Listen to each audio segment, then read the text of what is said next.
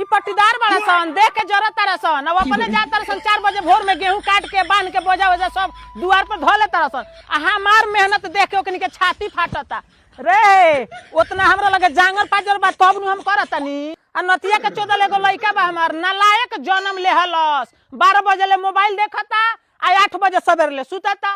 माई जाती अकेले खेत में गेहूं काटतिया बांधतिया। आ एगो सावांग बन तो उनका कौनो चाव चिंता नहीं के। एगो नतिया के चोदल हंसुआ में दांत काढ़ता सन। एके बेरे में दांत गिर जाता। ये लेता हमार दांतवा बढ़िया बा। हम तो अपना दांत कितना गेहूं काट दे। चलिए दादा सब केहू अपना अपना खेते चल गई। विकेश के हो दे पापा काटो तनी चलो हो। चैत के महीनवा में हो चैत के महीनवा में गर्मी बड़ होला। भतार मुरे बहरा से फोन करके बोला। भतार मुरे बहरा से फोन करके बोला।